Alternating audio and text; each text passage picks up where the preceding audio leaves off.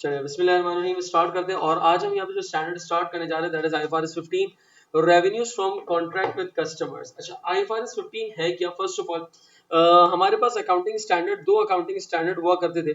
एक accounting standard था that is IAS 18 and IAS 11। ये दो अकाउंटिंग स्टैंडर्ड हुआ करते थे और दोनों स्टैंडर्ड इंडिविजुअली, एक स्टैंडर्ड आईएएस 18 नॉर्मली रेवेन्यू से रिलेटेड था और दूसरा जो standard IAS 11 that is related to construction contract से रिलेटेड था।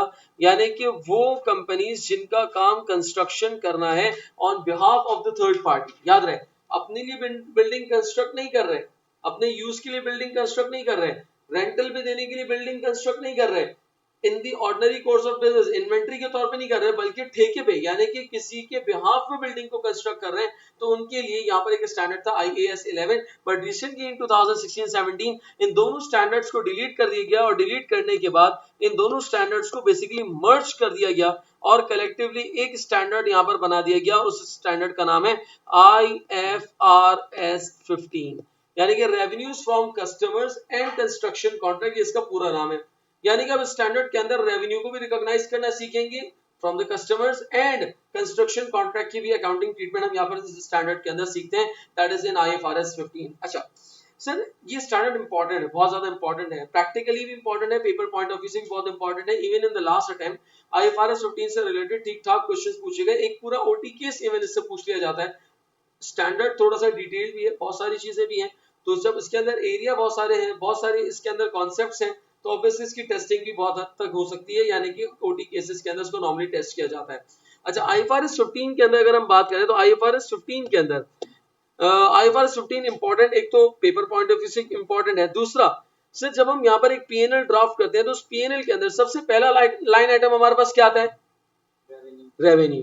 ऐसे ही ना, सबसे पहला लाइन आइटम हमारे पास क्या आता है? That is revenue. सर ये रेवेन्यू कैसे कैलकुलेट होगा? यही तो आईएफआरएस 15 सिखाता है। यानी कि आपके पीएनएल का जो मेन लाइन आइटम है, जो कोर लाइन आइटम है, उसकी कैलकुलेशन आईएफआरएस 15 सिखा रहा है। देखिए हर स्टैंडर्ड कोई ना कोई अकाउंटिंग ट्रीटमेंट सिखा के गया हमें। आईएएस 16 ने property plan and equipment balance sheet का एक आइटम है, उसकी सिखाई। इसी तरीके से आईएएस 14 ने investment property again balance sheet का एक आइटम, तो उसकी अकाउंटिंग ट्रीटमेंट सिखाई। इसी तरीके से आपके पास एक और स्टैंडर्ड हमने देखा IFRS 16 right of use asset, ये भी बैलेंस शीट का एक आइटम है, उसकी अकाउंटिंग ट्रीटमेंट सिखाई। तो हर एक स्टैंडर्ड कोई ना कोई अकाउंटिंग ट्रीटमेंट सिखा के जाता। आईएफआरएस 15 ये हमें अकाउंटिंग ट्रीटमेंट सिखाएगा, लेकिन किस चीज की अकाउंटिंग ट्रीटमेंट सिखाएगा? रेवेन्यू से रिलेटेड। अच्छा, अब रेवेन्यू कैसे रिकॉग्नाइज करना है, इसके लिए यहाँ पर आईएफआरएस 15 ने एक सिंपल सा यहाँ पर आपके पास फॉर्मूला दिया, एक सिंपल सा यहाँ पर दिया, इसको हमने कहा 5 स्टेप मॉडल। क्या नाम दिया इसको? कि revenue will be recognised while using the 5 step model. 5 steps हैं जो कि आपने यहाँ पर अकॉम्प्लिश करने हैं। जैसे ही आप ये 5 स्टेप फुलफिल कर लेंगे, रेवेन्यू को आप रिकॉग्नाइज कर लेंगे। सर ये 5 स्टेप मॉडल है क्या? नंबर 1, पहला स्टेप जो हमारे पास यहाँ पर दिया हुआ है that is to identify the contract. अब मैं पेपर पॉइंट ऑफ व्यू से बता दूं कि एग्जामिनर टेस्ट क्या करता है। फर्स्ट स्टेप के अंदर identify the contract. Identify the contract का मतलब ये है, सिंपल टर्म्स के अंदर आइडेंटिफाई द कॉन्ट्रैक्ट का मतलब है कि इस कॉन्ट्रैक्ट के अंदर कमर्शियल सब्सटेंस होना चाहिए। क्या होना चाहिए? कमर्शियल सब्सटेंस का मतलब क्या है कि बिजनेस ट्रांजैक्शन होनी चाहिए, फ्री गिफ्ट सोशल एग्रीमेंट्स ना हो। कमर्शियल सब्सटेंस का एक और मतलब है कि there should be some reward, कोई ना कोई रिवॉर्ड मिलना चाहिए। इसकी एग्जांपल आईएफआरएस ने यूं दी कि फॉर एग्जांपल आपने एक प्रोडक्ट सेल आउट किया अपने कस्टमर को और वहां पर एक डिस्क्लेमर दिया कि company is expecting nothing from that customer, कि आपने बेच तो दिया लेकिन आपको उससे कोई भी अमाउंट रिसीव होने के चांसेस नजर नहीं आ रहे। तो उसका मतलब ये है कि जब चांसेस नजर नहीं आ रहे तो it was like a gift, उस ट्रांजैक्शन के अंदर कमर्शियल सब्सटेंस नहीं है। और जब कमर्शियल सब्सटेंस नहीं है तो माजरत के साथ वो कॉन्ट्रैक्ट भी नहीं है। और जब कॉन्ट्रैक्ट नहीं है तो 5 स्टेप मॉडल का पहला स्टेप ही आपने फुलफिल नहीं किया, it means no revenue should be recognised. क्या मेरी बात सुन पा रही? So there should be a commercial substance, you should be receiving something. अगर आपको एग्जामिनर क्वेश्चन दे दे और कहे कि nothing is expected from the customer, so माजरत के साथ आपको वहां पर कोई भी रेवेन्यू रिकॉग्नाइज करने की जरूरत नहीं है। नंबर 1। नंबर 2, दूसरा स्टेप क्या है? दूसरा स्टेप क्या है? Identify, identify the, identify the performance obligation. Identify the performance यानी कि डिटरमाइन दी परफॉर्मेंस ऑब्लिगेशन। कि आपके पास सेपरेट परफॉर्मेंस ऑब्लिगेशन कितनी है। Identify the separate performance obligation, कि आपके पास कितनी परफॉर्मेंस ऑब्लिगेशन है। परफॉर्मेंस ऑब्लिगेशन का मतलब क्या है कि कितने काम आपको करने हैं। इसकी एग्जांपल मैंने ये दी कि फॉर एग्जांपल अगर मैं आपको लैपटॉप सेल आउट कर रहा हूं, अब लैपटॉप सेल आउट करने के साथ मैंने कुछ वादे ये किए कि मैं आपको 1 साल की इसकी सर्विस भी करके दूंगा, प्लस इसी तरीके से मैं आपको इसके साथ सॉफ्टवेयर वगैरह भी प्रोवाइड करूंगा। फॉर एग्जांपल एक मैं आपको एमएस ऑफिस का सॉफ्टवेयर प्रोवाइड करूंगा। मेरे पास इस कॉन्ट्रैक्ट के अंदर कितने वादे किए मैंने, 3 वादे किए। पहला वादा लैपटॉप दूंगा, दूसरा वादा सर्विस दूंगा, तीसरा वादा सॉफ्टवेयर दूंगा। इट मींस कि मेरे इस कॉन्ट्रैक्ट के अंदर 3 परफॉर्मेंस ऑब्लिगेशन है। कितनी ऑब्लिगेशन है, to determine the separate performance obligation, कि कितनी परफॉर्मेंस ऑब्लिगेशन है। तीसरा स्टेप क्या है, that is to determine the determine the transaction price या कॉन्ट्रैक्ट प्राइस। ऐसे ही कि मुझे ट्रांजैक्शन प्राइस डिटरमाइन करनी है कि इस पूरे कॉन्ट्रैक्ट की प्राइस कितनी चार्ज करेंगे आप। For example laptop along with the service along with the software मैं आपको पूरा 3 लाख रुपए में दूंगा। कितने में दूंगा मैं, इसका मतलब ये 3 लाख रुपए क्या है, इट्स अ ट्रांजैक्शन प्राइस। चौथा स्टेप क्या है, चौथा स्टेप क्या है, एलोकेट करना है। किसमें एलोकेट करना है, टू ईच परफॉर्मेंस ऑब्लिगेशन। क्या कहा, टू, क्या तैमूर क्या सुनाई दिया तुम्हें, हाँ, allocate the transaction price to each performance obligation. क्या सुनाई दिया, very good, each performance obligation आपने एलोकेट करना है। और एलोकेट करने के बाद फाइनली पांचवा स्टेप नहीं है, पांचवा एक्टिविटी है रेवेन्यू रिकॉग्नाइज। अच्छा अब ये क्या है, रेवेन्यू कैसे रिकॉग्नाइज करेंगे, कह रहा है 2 तरीके। कुछ रेवेन्यू रिकॉग्नाइज होंगी पॉइंट इन टाइम पे, किस पे रिकॉग्नाइज होंगी, और कुछ रिकॉग्नाइज होंगी ओवर द टाइम। कुछ पॉइंट इन टाइम पे, अभी क्या अभी, कब, if the performance obligation is satisfied point in time, तो उसका मतलब उसी वक्त रेवेन्यू को रिकॉग्नाइज करना। But if the performance obligation will be satisfied over the time, so the revenue will be recognized in future। मैं बाद में रेवेन्यू रिकॉग्नाइज करूंगा, अभी मैं फिलहाल उसको एज अ रेवेन्यू रिकॉग्नाइज नहीं करूंगा। ये 5 स्टेप मॉडल है। अभी हम प्रैक्टिस करेंगे तो इन 5 स्टेप में से भी हम देखेंगे, इसके क्वेश्चंस वगैरह हम देखेंगे। यहां तक क्लियर है इसके अंदर, ये मेन है हमारे पास। अच्छा फिर इसके बाद डिफरेंट और कॉन्सेप्ट्स की टेस्टिंग है, और कॉन्सेप्ट बताया गया जिसमें एक एजेंसी का कॉन्सेप्ट है। किसका कॉन्सेप्ट है, क्या मतलब एजेंसी का कॉन्सेप्ट है, कि अगर आप कोई प्रोडक्ट सेल आउट कर रहे हैं ऑन समवन्स बिहाफ, ऑन, तो इसका मतलब आप कहलाएंगे एजेंट। क्या कहलाएंगे, और जिसके बिहाफ पे सेल आउट कर रहे हैं वो कहलाएगा प्रिंसिपल। तो अब फॉर एग्जांपल मैंने $20,000 का माल बेचा है। कितने का माल बेचा है, जिसके ऊपर मेरा 10% कमीशन बनता है। कितना परसेंट कमीशन बनता है, याद रखना एजेंट कभी भी सेल्स वैल्यू रिकॉर्ड नहीं करेगा। एजेंट हमेशा क्या रिकॉर्ड करेगा, क्या रिकॉर्ड करेगा, जी हाँ, सेल्स वैल्यू एजेंट रिकॉर्ड, क्या रिकॉर्ड करेगा, एजेंट क्या रिकॉर्ड करेगा। तो अब आपसे एग्जामिनर पूछ सकता है कि what amount of revenue should be recognised by the agent, 20,000, 2,000, 2,000। एक मर्तबा एग्जामिनर ने फाइनल अकाउंट के अंदर एडजस्टमेंट दी IFRS 15 की, जिसके अंदर कह रहा है कि one of the company sales goods on behalf of the Repro company and recognised a sales value of 20,000 as a revenue. अपनी रेवेन्यू के अंदर उसने सेल्स रिकॉर्ड कर ली। कितनी रिकॉर्ड कर ली है, मुझे बताओ सही किया गलत किया, कितना रिकॉर्ड होना चाहिए था, कितना रिकॉर्ड कर लिया, 20,000। ओवरस्टेट कर दिया, अंडरस्टेट कर दिया, कितने से ओवरस्टेट कर दिया, कितने की एडजस्टमेंट करनी पड़ेगी, बस सेल्स में से तुझे 18,000 कम कर देते। क्या मेरी बात समझ में आ रही है। तो ये स्टैंडर्ड्स फाइनल अकाउंट में भी टेस्ट होते हैं, किस तरीके से उसी चीजों को, इन्हीं कॉन्सेप्ट्स को फाइनल अकाउंट के अंदर टेस्ट करते हैं। अच्छा एक कॉन्सेप्ट एजेंसी का है, एक कॉन्सेप्ट और है, और वो है बिल एंड होल्ड अरेंजमेंट। क्या था, बिल एंड होल्ड अरेंजमेंट। इसमें क्या था आपके पास कि आपने कोई प्रोडक्ट खरीदा, ऐसे ही आपने परचेज किया, या आपने कोई प्रोडक्ट सेल आउट किया, लेट्स से कंपनी आपने सेल आउट किया। अब तैमूर ने क्या कहा, तैमूर ने कहा कि यार मैंने ये प्रोडक्ट खरीद तो लिया है, लेकिन यार आप इसको अपने पास रखें, अपने पास रखें, मैं मार्केट से 2-4 चीजें और परचेज करके लेकर आता हूं, और फिर मैं आपसे ये खरीद लूंगा, या मैं आपसे पिक कर लूंगा, ये डिलीवरी ले लूंगा, या कल मैं आपसे डिलीवरी ले लूंगा। मैंने इसको ये प्रोडक्ट सेल आउट किया है 5,000 में। कितने सेल आउट किया है, IFRS 15 की एनालिसिस देखें, कहता है जानी आइडेंटिफाई द परफॉर्मेंस ऑब्लिगेशन। कितनी ऑब्लिगेशन है, 2। IFRS कहता है तेरी सोच है, तूने ये जो 5,000 में बेचा है ना माल, इसकी 2 ऑब्लिगेशन है, 2 परफॉर्मेंस ऑब्लिगेशन तू दे रहा है। नंबर 1, एक तो प्रोडक्ट बेच रहा है, और दूसरा कस्टोडियल सर्विसेज। क्या वर्ड यूज किया, अबे भाई कोई चीज फ्री नहीं है दुनिया में, ये तुझे IFRS 15 ने सिखाया। किसने सिखाया, हाँ, आपने कहा ना कि यहाँ पर allocate the transaction price to each performance obligation. कि फॉर एग्जांपल मैं आपसे क्या कह रहा हूं कि मैं आपको स्प्लिट एसी दूंगा, क्या दूंगा मैं, साथ में मैं आपको इसकी सर्विस भी दूंगा, क्या दूंगा मैं आपको, 1 साल की सर्विस दूंगा, और मैं आपको जो है ना इंस्टॉलेशन भी करा के दूंगा, क्या करा के दूंगा। और याद ना, मैं एसी के आपसे 1 लाख रुपए ले रहा हूं, बाकी के दोनों चीजें फ्री हैं, दोनों की चीजें क्या है। IFRS 15 कहता है मुझे मत बना, कोई फ्री नहीं है। IFRS प्रॉमिस बाय गॉड ये दोनों फ्री है, कह रहा है कोई फ्री नहीं है, nothing is free in this world, कोई चीज फ्री नहीं है। ये जो तूने 1 लाख रुपए लिए ना, आपस की बात बताऊं, तूने कस्टमर को घेरने के लिए उसको फ्री बोला है, इस 1 लाख के अंदर तेरी इंस्टॉलेशन और तेरे सर्विस चार्जेस भी शामिल है। एलोकेट कर, इंसान का बच्चा बन। कस्टमर को बताने की जरूरत नहीं है, लेकिन तुझे एलोकेट करना पड़ेगा। क्या करना पड़ेगा।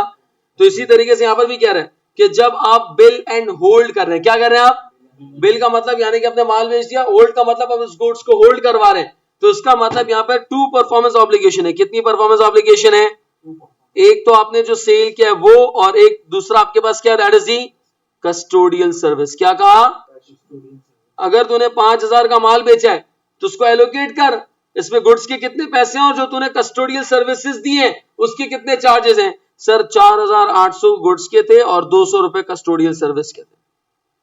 क्या मेरी बात समझ में आ रही है, यहां तक क्लियर है। अच्छा, एक और कॉन्सेप्ट है इसके अंदर, रीपरचेज, रीपरचेज एग्रीमेंट।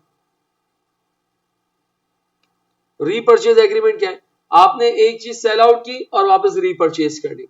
अब इसके अंदर सिंपल सा फॉर्मूला है जो IFRS 15 कहता है कि इफ द रीपरचेज प्राइस, क्या कहा मैंने, if the repurchase price is greater than the original selling price, is greater than the original selling price, then this is going to be a financing agreement। कौन सा agreement है ये, financing का मतलब it's a loan transaction. कौन सी transaction है ये,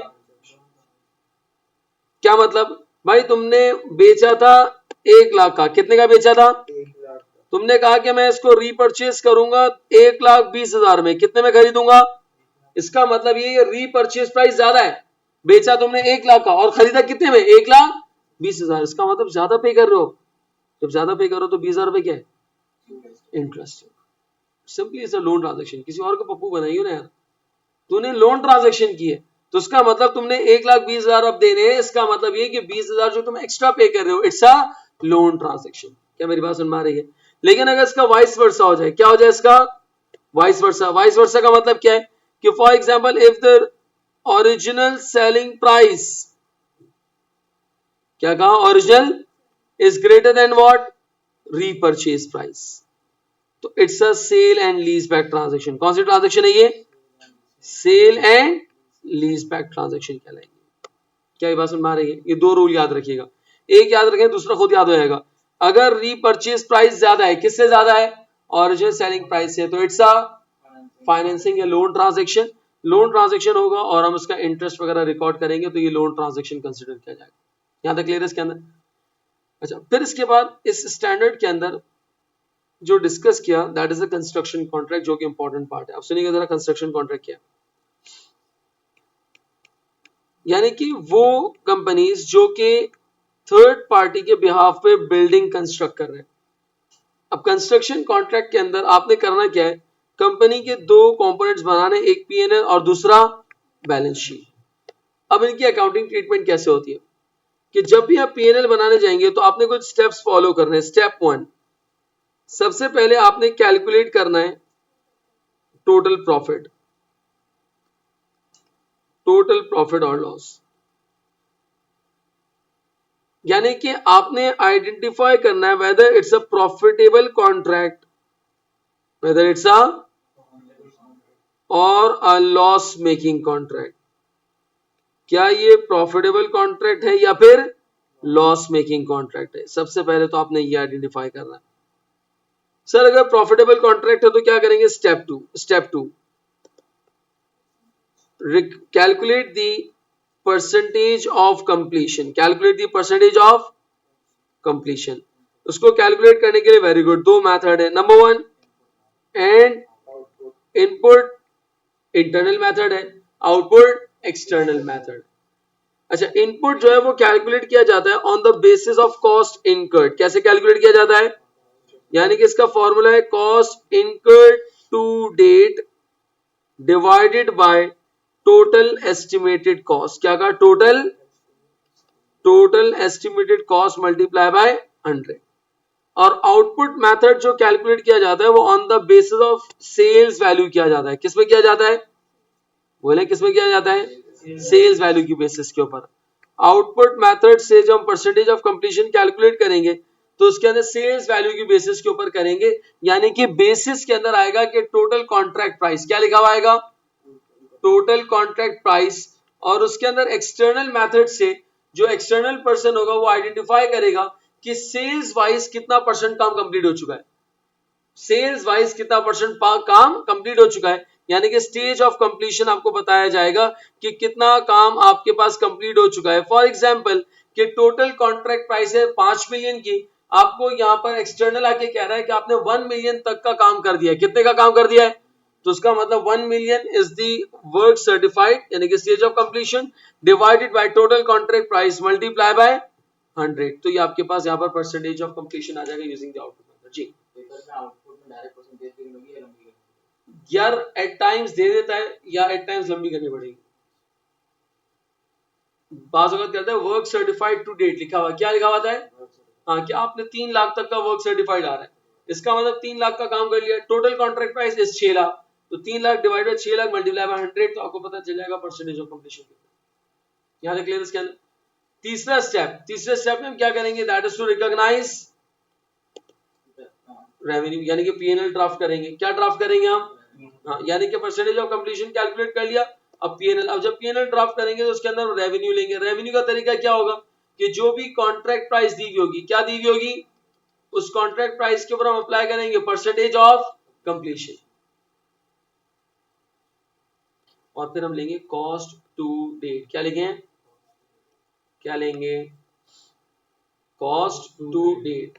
याद रखिएगा यहां पर हम लेंगे कॉस्ट टू डेट कि कितनी कॉस्ट हमने यहाँ पर इनकर कर दी है। कॉस्ट टू डेट क्यों ले रहे हैं हम सर? इसलिए पहले यहाँ पर होता क्या था कि हम टोटल एस्टिमेटेड कॉस्ट के ऊपर परसेंटेज लगाते थे, लेकिन यहाँ पर अब कोई परसेंटेज लगाने की जरूरत नहीं है, डायरेक्टली हम ले लेंगे कॉस्ट टू डेट। क्या लेंगे हम? कॉस्ट टू डेट, यानी कि जितना भी कॉस्ट हमने इनकर किए उसको हम माइनस करेंगे तो हमारे पास आ जाएगा दैट इज प्रॉफिट रिकॉग्नाइज्ड। यहाँ तक क्लियर है इसके अंदर? अच्छा, ये तो था प्रॉफिटेबल कॉन्ट्रैक्ट। कौन सा कॉन्ट्रैक्ट था? कैसे पता चला ये प्रॉफिटेबल कॉन्ट्रैक्ट था? क्वेश्चन में लिखा हुआ होगा इट्स अ प्रॉफिटेबल कॉन्ट्रैक्ट। जी आप मुझे बताएं कैसे पता चला प्रॉफिटेबल कॉन्ट्रैक्ट है? तो घंटी पड़ी है, कोई बैल पड़ी है? हाँ बजाओ सुनो। क्यों बजा रहा है? बेकार में तंग कर रहा है किसी को। कैसे पता चला प्रॉफिटेबल कॉन्ट्रैक्ट? मैं आपसे पूछ रहा हूं कैसे पता चला?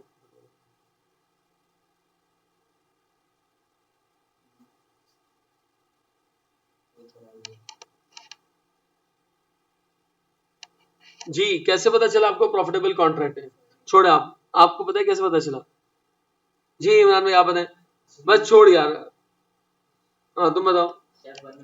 स्टेप 1 में निकाला था भाई, स्टेप 1 से पता चला ना। स्टेप 1 हमने क्यों निकाला? कैलकुलेट करने के लिए कि इट्स अ प्रॉफिटेबल कॉन्ट्रैक्ट और लॉस मेकिंग कॉन्ट्रैक्ट।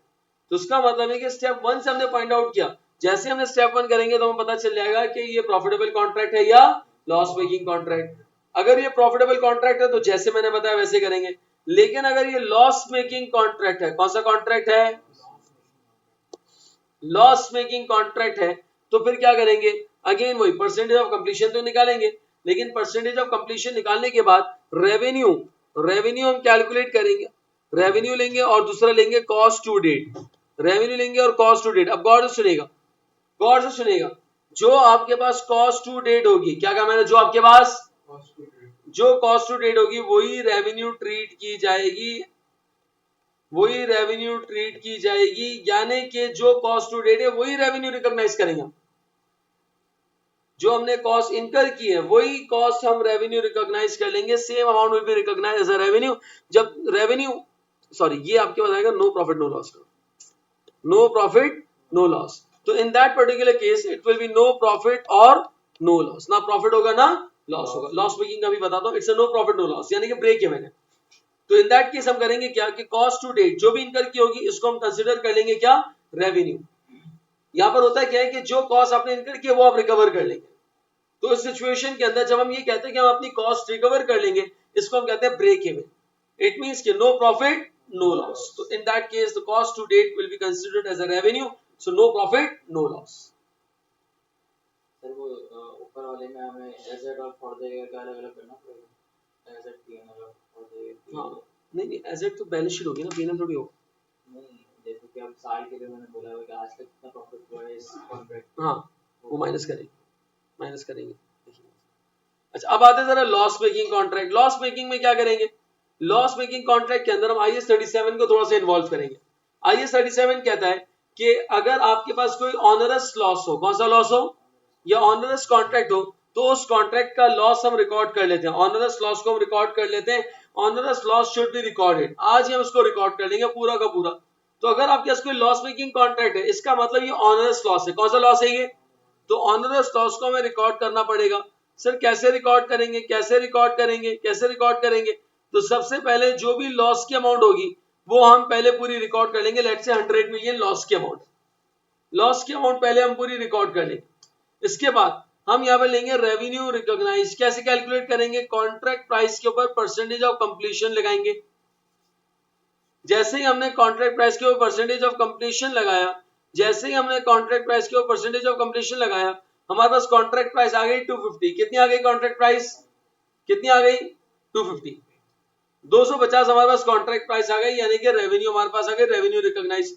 अब इन दोनों का जो बैलेंसिंग फिगर है कितना आ रहा है, बैलेंसिंग फिगर कितना आ रहा है 150। कितना आ रहा है 150। ये कॉस्ट है, क्या है ये, लेकिन this will B divided in two parts.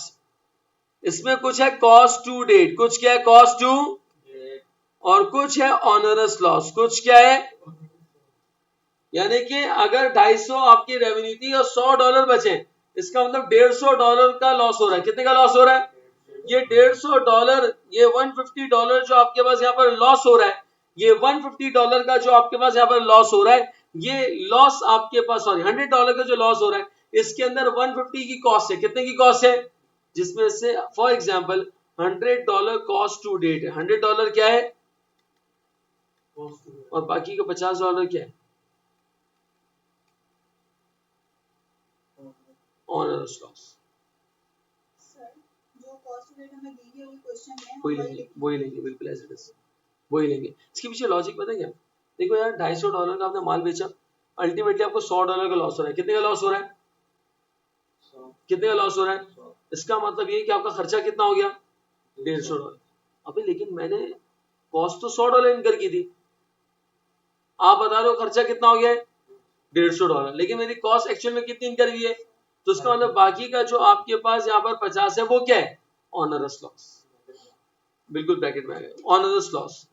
तो इट मींस ऑनरस लॉस आपके पास क्या है कि it's a loss making contract, कि अगर जब भी लॉस मेकिंग कॉन्ट्रैक्ट होगा तो टोटल लॉस हम नीचे रखेंगे, रेवेन्यू रिकॉग्नाइज लिखेंगे, और जो डिफरेंस आ रहा होगा वो आपके पास यहाँ पर टोटल कॉस्ट है। वो आपके पास क्या है, उस टोटल कॉस्ट के अंदर दो पार्ट होंगे, एक होगा कॉस्ट टू डेट और दूसरा क्या होगा, ऑनरस लॉस। यहाँ तक क्लियर है इसके अंदर,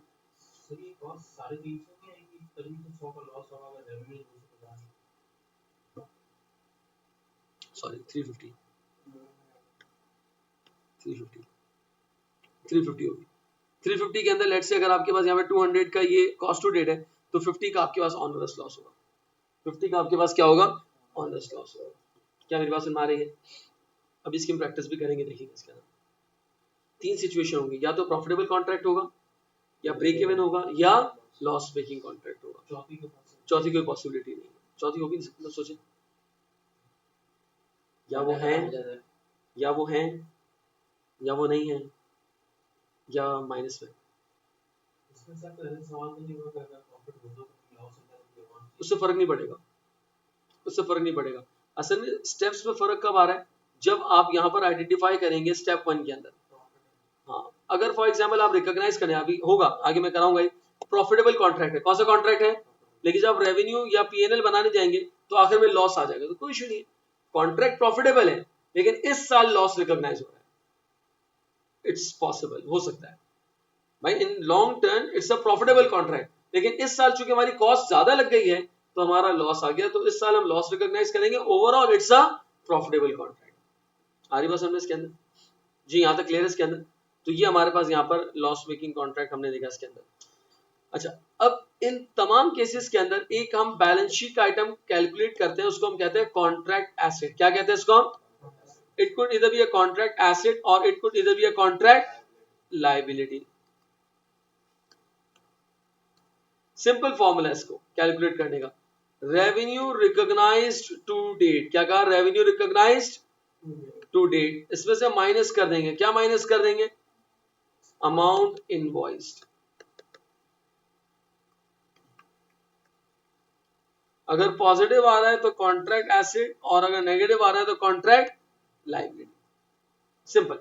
चाहे वो प्रॉफिटेबल कॉन्ट्रैक्ट हो, चाहे वो लॉस मेकिंग हो, चाहे वो ब्रेक इवन हो, तो हम जब भी कॉन्ट्रैक्ट एसेट और लायबिलिटी कैलकुलेट करेंगे तो revenue recognised to date minus amount invoiced. यहां तक क्लियर है इसके अंदर? जी। अमाउंट इनवॉइस का मतलब क्या है? देखो उसकी लॉजिक समझा, तो कॉन्ट्रैक्ट एसेट है क्या? आपने रेवेन्यू रिकॉग्नाइज कर ली 100 मिलियन की, कितने की रिकॉग्नाइज कर ली? इसका मतलब ये कि आपको कस्टमर से 100 मिलियन ले रहे, हक बनता है ना आपका, जिसपे आपका हक बनता हो, आपका कंट्रोल, उसको हम एसेट कहते हैं। क्या कहते हैं इसको हम?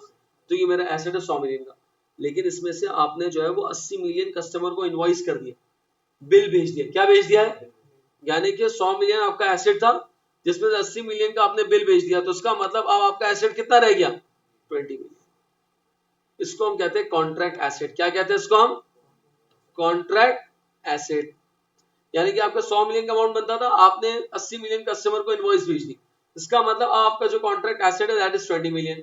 फॉर एग्जांपल, आपका 100 मिलियन का अमाउंट बनता था रेवेन्यू रिकॉग्नाइज्ड टू डेट, और आपने 120 मिलियन की इनवॉइस भेज दी। कितने की इनवॉइस भेज दी? इसका मतलब ये कि आपका हक बनता था 100 का, आपने इनवॉइस कितनी रिकवर कर रहे हैं आप? 120। ज्यादा कर रहे हैं, कम कर रहे हैं? तो उसका मतलब अब आपके ऊपर एसेट नहीं है, आपके ऊपर लायबिलिटी। ये कहलाएगा कॉन्ट्रैक्ट लायबिलिटी। सर वो कॉन्ट्रैक्ट एसेट बनने से पहले वो रिसीवेबल ही होगा ना? यार असल में आईएफआरएस 15 ने इसको अलग किया। आईएफआरएस 15 ने कहा यहाँ पे दो चीजें, एक है कॉन्ट्रैक्ट एसेट और एक है रिसीवेबल, दोनों अलग अलग है। तो भैया नेचर तो वही है। यार नहीं, नेचर नेचर मतलब इससे देख, रेवेन्यू रिकॉग्नाइज आपकी है लेट्स से 200 मिलियन, आपने अमाउंट अच्छा अमाउंट इनवॉइस कर दिया आपने 50 मिलियन। कितना इनवॉइस कर दिया? 50 मिलियन। इसका मतलब ये है कि अब आपका जो कॉन्ट्रैक्ट एसेट है वो कितने का है? कॉन्ट्रैक्ट एसेट कितने का आपके पास? 150 मिलियन का कॉन्ट्रैक्ट एसेट, ऐसे ही। अच्छा, अब इसके पीछे आईएफआरएस ये कहता है कि 200 मिलियन जो है ये तुम्हारा कॉन्ट्रैक्ट एसेट था। क्या था ये तुम्हारा? अब contract asset is not like a receivable, इसको रिसीवेबल से थोड़ा सा अलग लेता है। फॉर एग्जाम्पल, तुम बिल्डिंग कंस्ट्रक्ट कर रहे हो, तुमने कहा कि यार मेरे मुताबिक जो है ना 45% काम कंप्लीट हो गया। कितना कंप्लीट हो गया है? इसका मतलब ये है कि 100 मिलियन का कॉन्ट्रैक्ट था, 45% यानी कि 45 मिलियन जो है ये मेरा हक बनता है, लेकिन तुमने अभी कस्टमर को इनवॉइस नहीं किया। इसको तुम अपनी बैलेंस शीट में रिकॉर्ड करोगे कॉन्ट्रैक्ट एसेट। क्या रिकॉर्ड करोगे? It should not be recognised as a receivable. Receivable तब होगा जब तुम कस्टमर को इनवॉइस करोगे। तुमने इनवॉइस की नहीं, अभी ठेके पे काम लिया हुआ तुमने यहाँ पर कॉन्ट्रैक्ट एसेट यहाँ पे तुम्हारा आ रहा है, दैट इज फॉर एग्जांपल तुम्हारे पास कॉन्ट्रैक्ट एसेट आ रहा है 200 मिलियन का। अब ये तुम्हारा कॉन्ट्रैक्ट एसेट है, यानी कि तुम्हारा हक बनता है इस कॉन्ट्रैक्ट के अंदर इस अमाउंट के ऊपर। अब तुमने इसमें से 50 मिलियन कस्टमर को इनवॉइस कर दिए, तो अब तुम्हारा जो हक बन रहा है वो कितना हक बन रहा है? सर ये जो 50 मिलियन है, पता है क्या हो गया? ये कॉन्ट्रैक्ट एसेट से ट्रांसफर हो गया। किसमें ट्रांसफर हो गया? रिसीवेबल्स के अंदर। जो अमाउंट तुमने कस्टमर को इनवॉइस कर दी, क्या कर दी? हाँ, अब ये तुम्हारा रिसीवेबल कहलाएगा। इसीलिए मैं कह रहा हूँ उस कॉन्ट्रैक्ट एसेट को रिसीवेबल मत कहना, कंफ्यूज हो जाओगे।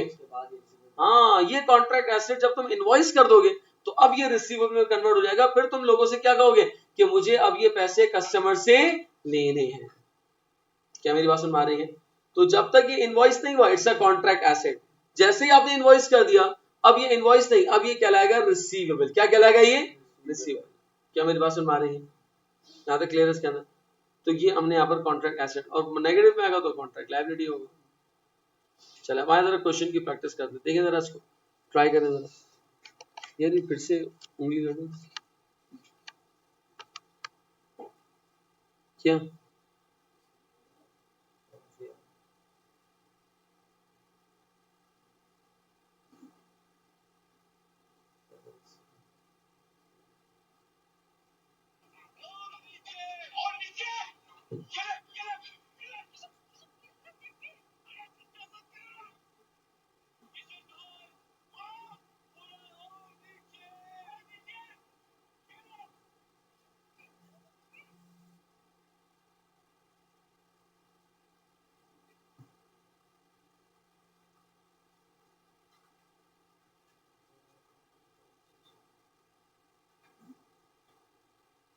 या घंटी देना है खेलूं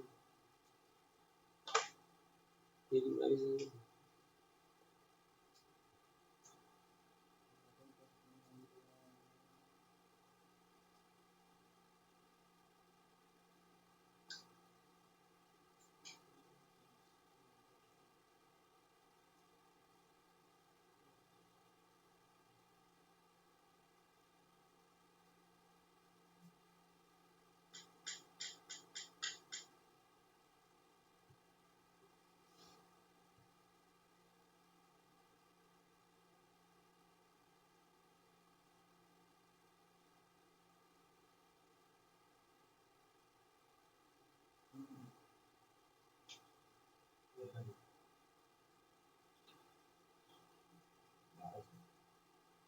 1200 12,000।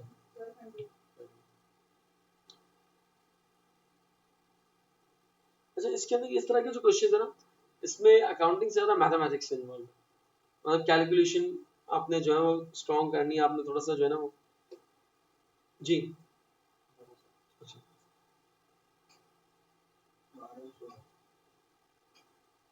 1500 1500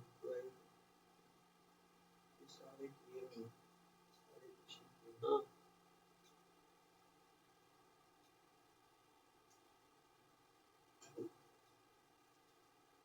वही तो आएगा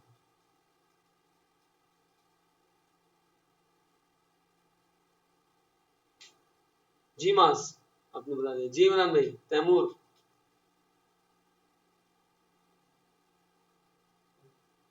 क्या कह रहे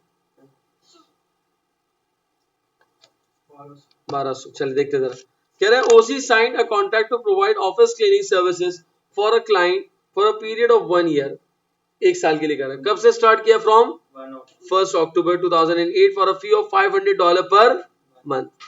The contract required the client to make one payment to OC covering all 12 months service in यानी कि कस्टमर हमें एडवांस में पूरे 12 महीने की पेमेंट करेगा The contract cost to OC was estimated at $300 per month जबकि सेलिंग प्राइस कितनी बताई थी $500 per month अच्छा क्या कह रहा है इसके अंदर for the wages material and admin cost OC received $6,000 on 1st October मेरा अकाउंटिंग पीरियड कब एंड हो रहा है फर्स्ट 31st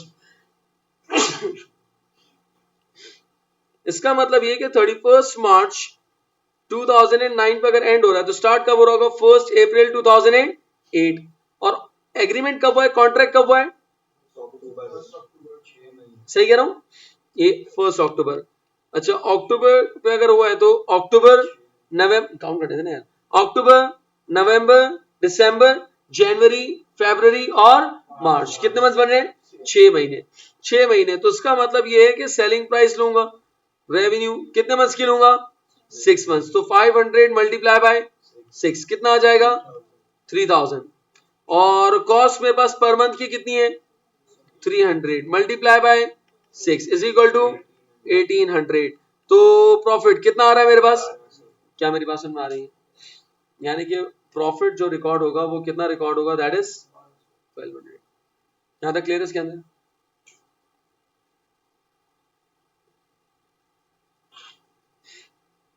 अच्छा अब यहाँ पर इंक्लूड अपने डॉलर यानी कि अमाउंट बतानी है इन रेवेन्यू यानी कि यहाँ पर आप बताएंगे रेवेन्यू क्या बताएंगे यहाँ पर इस डब्बे के अंदर रेवेन्यू बताएंगे for the year end recognise यहाँ पर आपने बताना है कॉन्ट्रैक्ट एसेट और कॉन्ट्रैक्ट लाइबिलिटी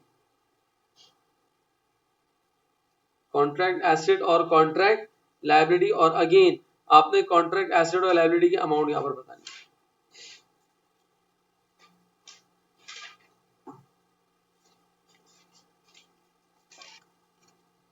नहीं पढ़ा तुम रमजान में पढ़ा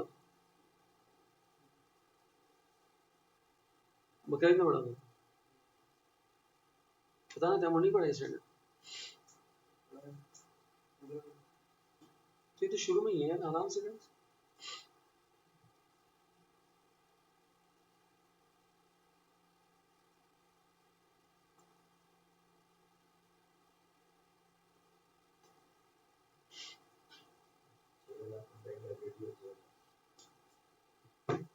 क्या कह रहे हैं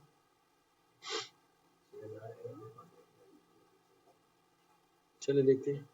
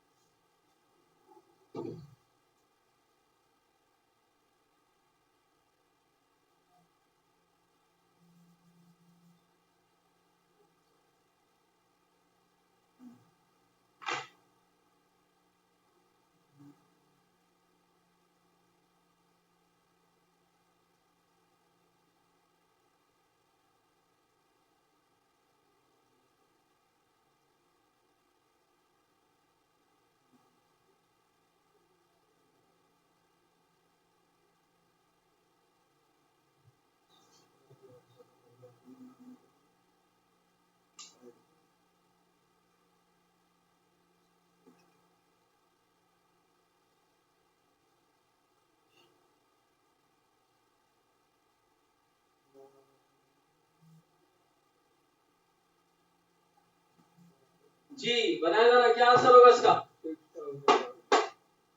इमरान भाई आप करके दिखाएंगे, ठीक है? Please we need your help, we need your support. Simple कह रहे हैं इमरान भाई, received an order for supply of 10,000 units of a product A every month। हर महीने कितने प्रोडक्ट बेचने हमें? 10,000। 10,000 आपको धुंधला धुंधला दिख रहा है? 10,000 ऐसे ही। अच्छा कितने साल तक ये करना है? 2 साल तक। अच्छा customer has negotiated a low price of $200 पर 1000 यूनिट। क्या कहा? पर, यानी कि 1000 यूनिट के $200, 1000 यूनिट के 1000 यूनिट के 1000 यूनिट के $200, ऐसा ही ना? 1000 यूनिट के $200, इसका मतलब $200 कितने यूनिट के? 1000। कितना आ रहा है देख, पर यूनिट कितना आ रहा है? 0.2। सही कह रहा हूं मैं? यानी कि एक यूनिट $0.2 का, एक यूनिट जो है वो $0.2 का आप जो है वो यहाँ पर परचेज करेंगे या सेल करेंगे कस्टमर को। अच्छा फिर आगे देखते जरा क्या कह रहा है इसके अंदर। कह रहा है एंड एग्री टू पे $12,000 इन एडवांस फॉर एवरी, कह रहा है 6 महीने का एडवांस दूंगा मैं, 6 महीने का एडवांस दूंगा मैं। अच्छा लगा सुन के, गुड। फिर आगे कह रहा है, आगे the customer made the first payment on 1 जुलाई 2002, यानी कि 1 जुलाई 2002 पे ही कस्टमर ने हमें 6 महीने की एडवांस पेमेंट कर दी। और company supplied the goods each month from 1 जुलाई, यानी कि जुलाई से ऑनवर्ड हम हर महीने उनको गुड्स सप्लाई करते रहेंगे। अकाउंटिंग पीरियड कब एंड हो रहा है? ये बहुत इंपॉर्टेंट है। कब एंड हो रहा है? 30 सितंबर। और ये सारा मामला कब हुआ? ये सारा मामला कब हुआ है? 1 जुलाई, ऐसा ही। और ये 30 सितंबर हमारे पास है, ऐसा ही। इसका मतलब कितने महीने बाद? काउंट करने देना है। जुलाई करेगा, जुलाई अगस्त सितंबर, कितने मंथ बन रहे हैं? 3, ऐसा ही है। अब रेवेन्यू जो रिकॉग्नाइज करेंगे, क्या 6 महीने की रिकॉग्नाइज करेंगे? अरे बाबा अक्रूवल कॉन्सेप्ट, जितना इस्तेमाल करें उतना, हाँ विश्वास नहीं करना है, निर्मा डिटर्जेंट पाउडर नहीं है ये, उतना ही आपने रेवेन्यू रिकॉग्नाइज करना है। तो 3 महीने का रेवेन्यू रिकॉग्नाइज करेंगे। अच्छा 3 महीने का रेवेन्यू रिकॉग्नाइज करेंगे तो कितना बनेगा? नहीं मेरी बारी ना। 0.2 मिलियन, सॉरी $0.2 पर यूनिट। और एक महीने के कितने यूनिट्स होते हैं? 10,000 यूनिट्स होते हैं, ऐसे ही। महीने के 10,000, हाँ महीने के 10,000 यूनिट्स हो गए, ऐसे ही। तो महीने का बताया जरा कितना हो रहा है? 2000। और कितने मंथ्स का? 3, तो 3 महीने के कितने हो जाएंगे? 6,000। तो उसका मतलब रेवेन्यू कितनी रिकॉग्नाइज होगी? $6,000, ऐसे ही। आगे क्या कह रहा है? For the year end recognise, क्या रिकॉग्नाइज करेंगे? कॉन्ट्रैक्ट एसेट या कॉन्ट्रैक्ट लायबिलिटी? यार ये आपको कैसे पता चला? मैं फॉर्मूला लगाऊंगा, पहले फॉर्मूला लगाऊंगा मैं, फॉर्मूला। एसेट भी हो सकता है और लायबिलिटी। सबसे पहले क्या कर, रेवेन्यू रिकॉग्नाइज। कितनी रेवेन्यू रिकॉग्नाइज किए? 6,000। माइनस कर देंगे अमाउंट इनवॉइस्ड, अमाउंट इनवॉइस या अमाउंट रिसीव। कितनी अमाउंट? 12,000। दादा अपना हक बनता था 6,000। कितना हक बनता था? 6,000। सामने वाला पार्टी अपने को कितनी दे चुकी है? साला अब हमारा एसेट नहीं, हमारे ऊपर क्या है? कितने की लायबिलिटी है?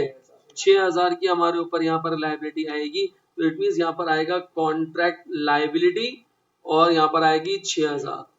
क्या मेरी बात समझ आ रही है? क्लियर है? चलिए ये वाला करके बता दे,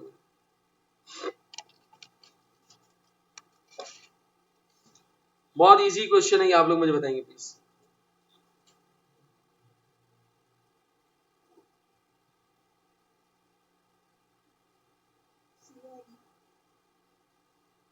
सी और ई, चलो देखते हैं।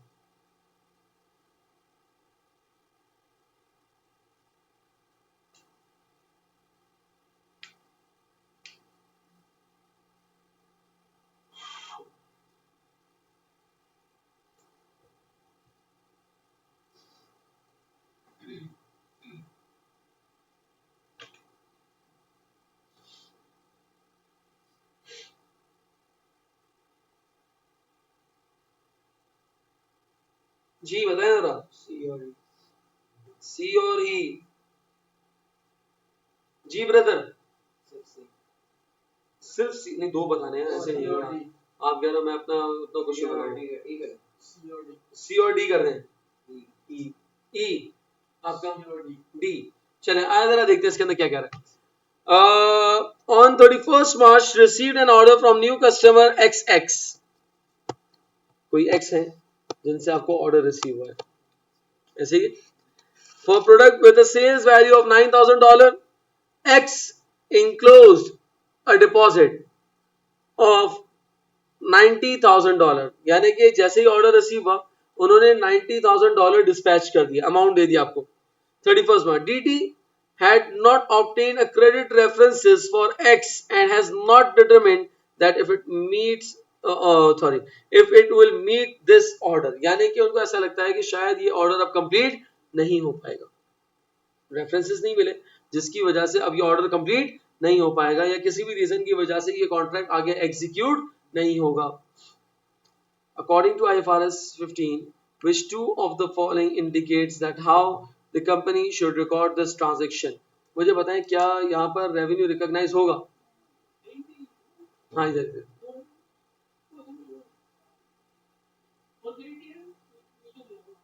क्या होगा?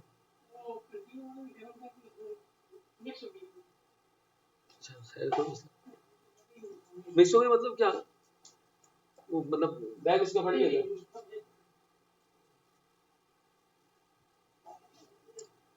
जी क्या होगा इसके अंदर बताएं जरा, क्या रेवेन्यू रिकॉग्नाइज करना चाहिए यहाँ पर? नहीं क्यों नहीं, कोई मुझे क्लिक करेगा, क्यों नहीं करना चाहिए? कौन सा पॉइंट क्लिक कर रहे हैं? हाँ पेमेंट तो रिसीव हो गई है, कॉन्ट्रैक्ट आ गया, परफॉर्मेंस ऑब्लिगेशन या सेटिस्फाई नहीं होगी, या इसका कमर्शियल सब्सटेंस नहीं है, कॉन्ट्रैक्ट ही नहीं है यहाँ पर, कॉन्ट्रैक्ट ही नहीं है, आपको कोई रेफरेंस ही नहीं मिला, और जब रेफरेंस नहीं मिला तो उसका मतलब ये कॉन्ट्रैक्ट आगे एग्जीक्यूट नहीं होगा। जब एग्जीक्यूट नहीं होगा तो it means do not include any amount of revenue, कोई भी अमाउंट ऑफ रेवेन्यू हम रिकॉर्ड नहीं करेंगे। और दूसरी बात जो 90,000 मिले उसके क्या करें हम? लाइबिलिटी है, तो हम उसको क्रिएट कर लेंगे एज अ कॉन्ट्रैक्ट लाइबिलिटी। क्या मेरी बात समझ में आ रही है? लाइबिलिटी वापस कर देंगे, लाइबिलिटी क्या नहीं, अब जब कॉन्ट्रैक्ट एग्जीक्यूट नहीं हो रहा तो फिर तो रिटर्न करना पड़ेगा ना, ऐसी कोई बात लिखी भी नहीं है कि हम, तो एक बात याद रखना अकाउंटिंग के अंदर या कहीं पर भी जब हम कर रहे होते हैं ना तो हमारी असम्पशन है ना पॉजिटिव साइड पे होती है। हाँ आप नेगेटिव थॉट्स के साथ आपने काम नहीं करना। अगर नॉन रिफंडेबल है तो फिर तो कॉन्ट्रैक्ट एग्जीक्यूट करना पड़ेगा, फिर तो रेवेन्यू भी रिकॉग्नाइज करेंगे, फिर तो कॉन्ट्रैक्ट एग्जीक्यूट करना पड़ेगा ना। देखो इसके अंदर तुम समझे नहीं सिचुएशन क्या। फॉर एग्जाम्पल तुमने मुझे ऑर्डर दिया, ठीक है, और तुमने मुझे $90,000 मुझे पे कर दिया, एडवांस के अंदर पे कर दिया। मैंने कहा यार ठीक है, लेकिन मैं पहले रेफरेंसेस को क्रॉस चेक करूंगा, अगर मुझे रेफरेंसेस मिल गए, तुम्हारी कोई गारंटी मिल गई, तो फिर मैं गुड्स तुम्हें सेल आउट करूंगा। बट अब मैंने जब चेक किया तो मैंने यार अब्दुल्ला ये बंदा है, इसकी गारंटी कह रहा है, सर क्या हो गया, नशा ही एक नंबर का। मैंने कहा यार तैमूर नशे की बात आई तो मुझे तुम याद है, तुम बताओ क्या करें? तो तैमूर कह रहा है सर मैं, मेरा लेवल नीचे, ये अपग्रेडेड वाला वर्जन है, ये प्रो मैक्स वाला है ये। अब मैंने कहा कि भाई माजरत के साथ ये कॉन्ट्रैक्ट नहीं हो सकता, अब मुझे पैसे वापस करने चाहिए नहीं करने चाहिए? मैं मना कर रहा हूँ ना कॉन्ट्रैक्ट के लिए, इसका मतलब है कि अब मैं कोई रेवेन्यू रिकॉग्नाइज नहीं करूंगा, this will be treated as a liability. जी आप कुछ कह रहे हो? डी वाला क्यों नहीं है? Recognise a trade receivable of it. यार रिसीवेबल तो तब रिकॉर्ड करता है जब रेवेन्यू रिकॉर्ड होता है। रिसीवेबल का मतलब होता है कि मुझे पैसे लेने, अबे तो लेने तो जब होंगे जब मैं कुछ बेचूंगा ना, मैं तो अभी बेच ही नहीं रहा, कॉन्ट्रैक्ट ही नहीं हो रहा। बात समझ आ रही है इसके अंदर? तो इसका मतलब ये कि अगर रेवेन्यू रिकॉग्नाइज हो रही होती तो रिसीवेबल आता, अदरवाइज अभी रिसीवेबल यहाँ पे फिलहाल रिकॉर्ड नहीं होगा। क्या मेरी बात समझ आ रही? चलिए ये वाला करें, ये है कंस्ट्रक्शन कॉन्ट्रैक्ट से रिलेटेड। आप लोग पहले ट्राई करें फिर मैं करवाता हूँ। इसकी रिक्वायरमेंट वैसे बड़ी सिंपल है, सिंपल और स्ट्रेट फॉरवर्ड है, आंसर फौरन आ सकता है, लेकिन मैं ये पूरा क्वेश्चन सॉल्व करके दिखाता हूँ।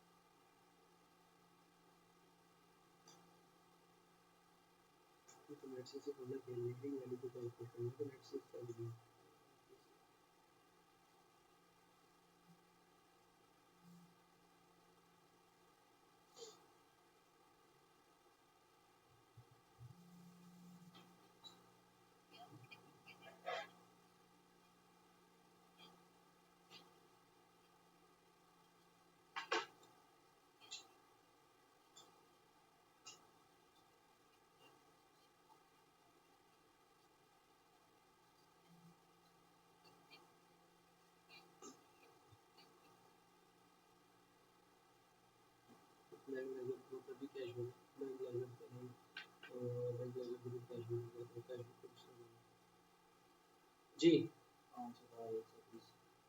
5130 जी, आप लोग बनाए। मैं क्वेश्चन पूरा सॉल्व करूंगा, लेकिन अभी फिलहाल रिक्वायरमेंट का आंसर आप बताएं।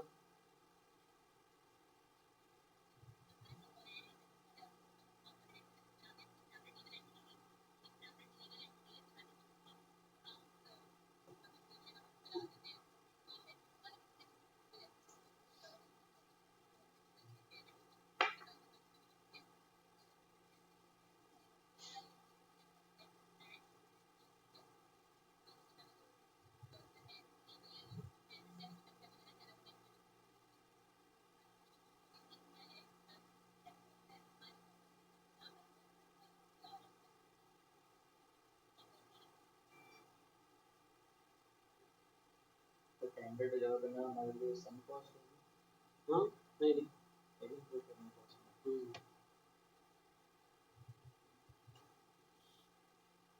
जी, क्या आंसर आ रहा है?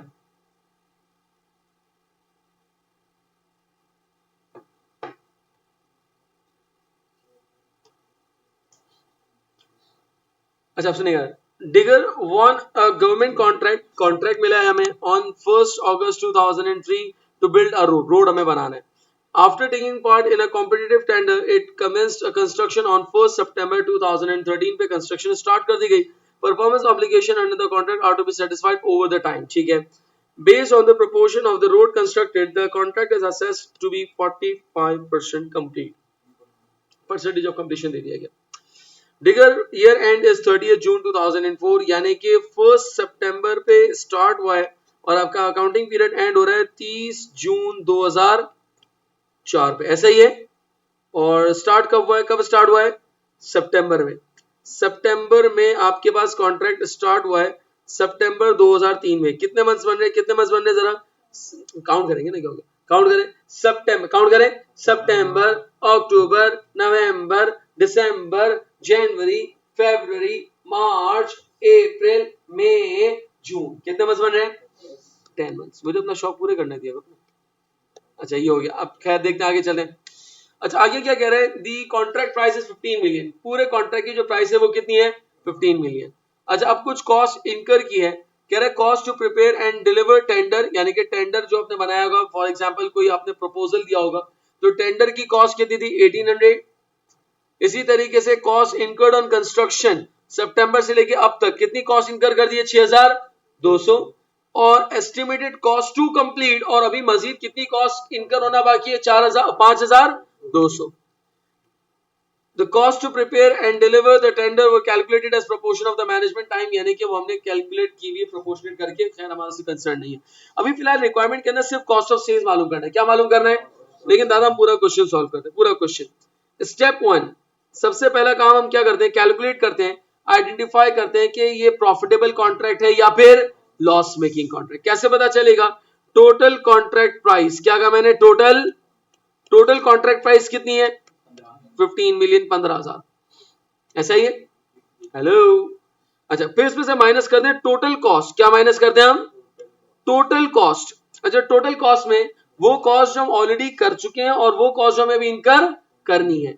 जो कॉस्ट हम ऑलरेडी इनकर कर चुके हैं वो कितनी है सर? ये है 7-8 हजार, ऐसे ही है।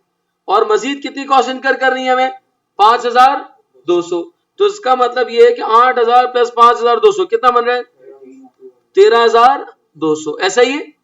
तो अगर मैं देखूं तो ये प्रॉफिटेबल कॉन्ट्रैक्ट है या लॉस मेकिंग कॉन्ट्रैक्ट है? प्रॉफिटेबल। कितना आ रहा है प्रॉफिटेबल कॉन्ट्रैक्ट? यही कोई 1800 आ रहा है। ये प्रॉफिटेबल कॉन्ट्रैक्ट है। कौन सा कॉन्ट्रैक्ट है ये? बस इसका इतना ही काम, इससे ज्यादा मुझे इसके अंदर कोई जिद्दत पैदा करने की जरूरत नहीं है। स्टेप टू में क्या करते हैं हम? Percentage of completion. क्या मुझे percentage of completion already given है?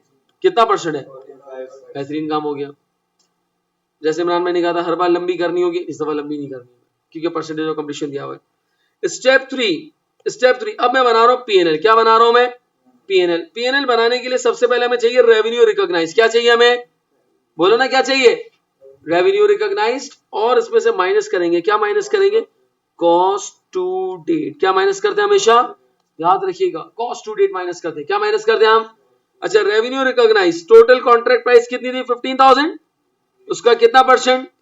45%। कितना आ रहा है? 6750। यहां तक क्लियर है इसके अंदर? ऑल्दो उसकी रिक्वायरमेंट नहीं है अभी फिलहाल, लेकिन मैं पूरा क्वेश्चन सॉल्व कर रहा हूं। अच्छा फिर माइनस करते कॉस्ट टू डेट। क्या माइनस करते हैं हम? कॉस्ट टू डेट कितनी है? कॉस्ट टू डेट कितनी है? अब तक कितनी कॉस्ट इनकर कर दी है हमने? 8,000। कितनी कॉस्ट इनकर कर दी है हमने? 8,000 की कॉस्ट हमने इनकर कर दी है। कितनी कॉस्ट इनकर कर दी है हमने? 8,000 की कॉस्ट हम इनकर कर चुके हैं। इसका मतलब कॉस्ट ऑफ सेल्स कितना है? कॉस्ट ऑफ सेल्स कितना है? 8,000। 8 मिलियन है हमारे पास, 8 मिलियन है हमारे पास। तो इस क्वेश्चन का जो आंसर है वो है 8 मिलियन। कितना आंसर है इसका? 8 मिलियन इसका आंसर। क्या मेरी बात सुन में आ रही है? तो ये 8,000 आ गया। अच्छा बाय द वे हमारा रेवेन्यू रिकॉग्नाइज इस साल कितना है? 6750। कॉस्ट कितनी इनकर कर दी हमने? 8 मिलियन हमने कर दी। इसका मतलब डिफरेंस कितना आ रहा है? 1250। क्या हो रहा है ये? Loss to be recognise. मैंने कहा ना कॉन्ट्रैक्ट प्रॉफिटेबल है, कॉन्ट्रैक्ट क्या है, लेकिन इस साल हम क्या रिकॉग्नाइज कर रहे हैं? Loss recognise. अगले साल में प्रॉफिट रिकॉग्नाइज कर लेंगे। तो इसका मतलब ऐसा हो सकता है कि एक प्रॉफिटेबल कॉन्ट्रैक्ट हो लेकिन एट द एंड इस साल हम लॉस रिकॉग्नाइज कर रहे हो। क्या रिकॉग्नाइज कर रहे हो? क्या मेरी बात सुन में आ रही है? यहां तक क्लियर है इसके अंदर? क्या गलती कर रहे थे हम? 1800 आपने ऐड नहीं किया जी। आपने क्या गलती की थी? अच्छा गलती हो गई, डांट की थी, गुस्सा क्यों कर रहे हो जी? वहां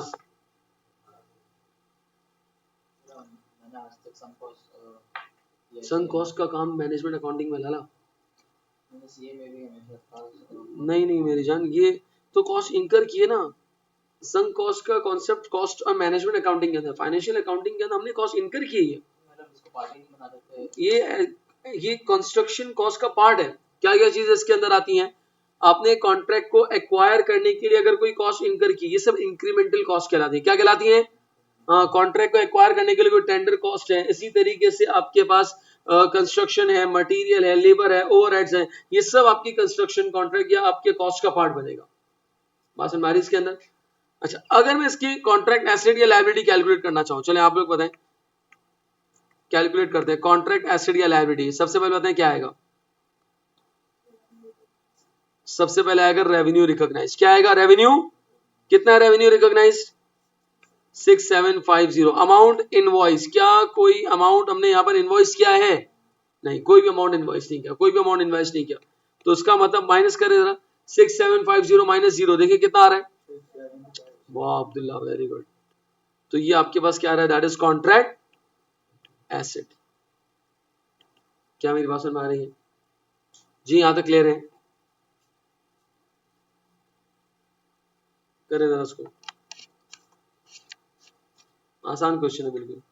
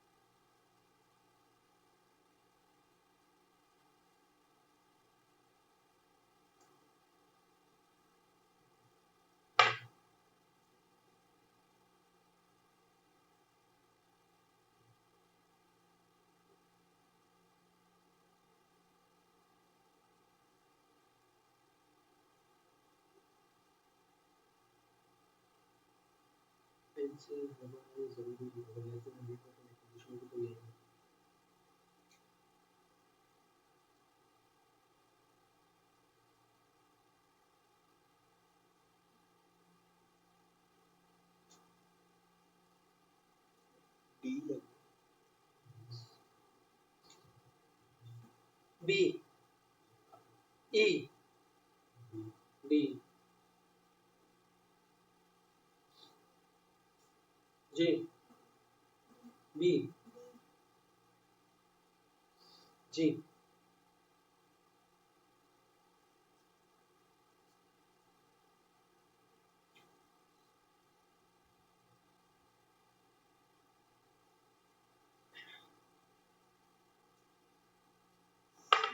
सी। हाँ जी ए, और वो बिल्कुल ऊपर से आया अलग से।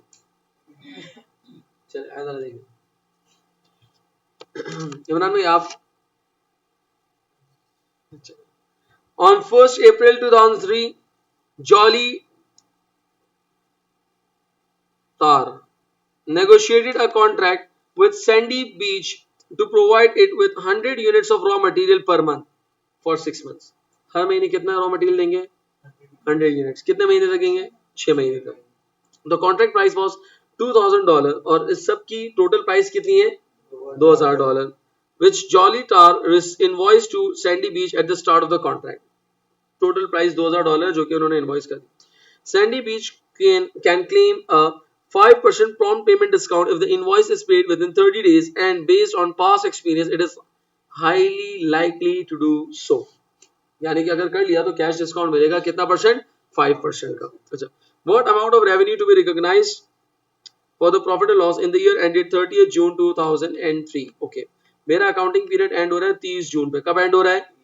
30 जून। और स्टार्ट कब हो रहा होगा? 1 जुलाई लास्ट ईयर, ऐसे ही है। और ये हमारा जो एग्रीमेंट हुआ है ये कब हुआ है? एग्रीमेंट कब हुआ है हमारा? 1 अप्रैल को। 1 अप्रैल को हुआ है ये। इधर कहीं इधर हुआ है, इधर हुआ है, ऐसे ही सही है, ऐसे ही 1 अप्रैल 2003। कितने मंथ्स बन रहे हैं? कितने मंथ्स बन रहे हैं? काउंट करना है मेरे साथ, काउंट करें। अप्रैल करें काउंट। अप्रैल, मई, जून, कितने मंथ्स बन रहे हैं? 3 महीने। कितने मंथ्स बन रहे हैं? 6 महीने लिखने वालों, कितने मंथ्स बन रहे हैं यहाँ पर? 3 महीने। कितने महीने बन रहे हैं यहाँ पर?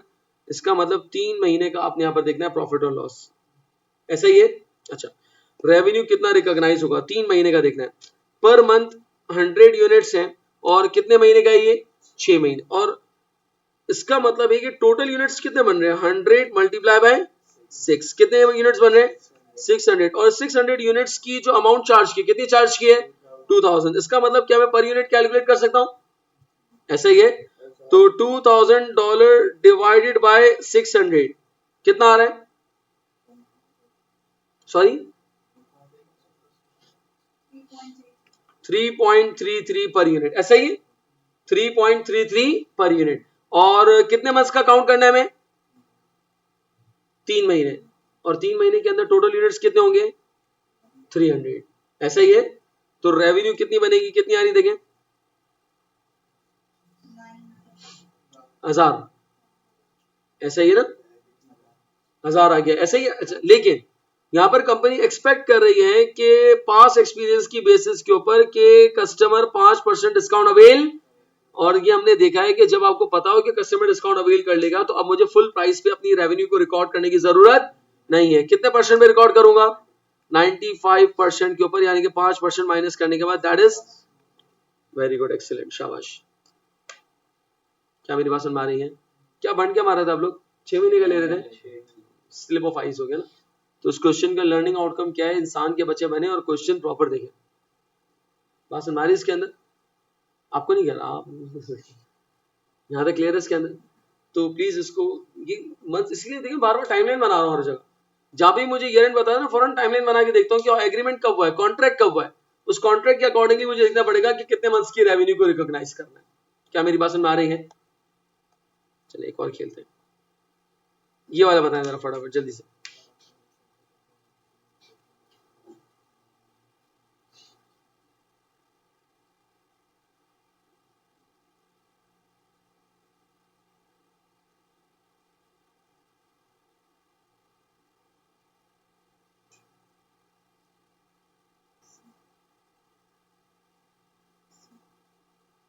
लेट्स सी,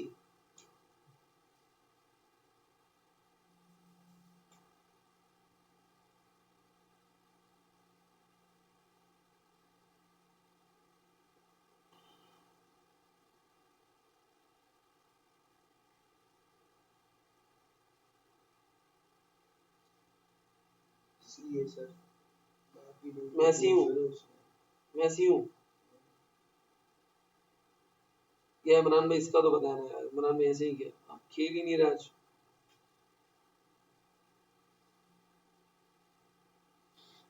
इमरान भाई प्लीज बताइए ना।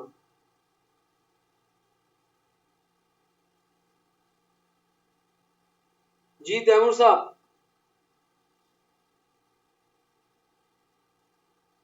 कहाँ चला गया ये? जी आप बताएं,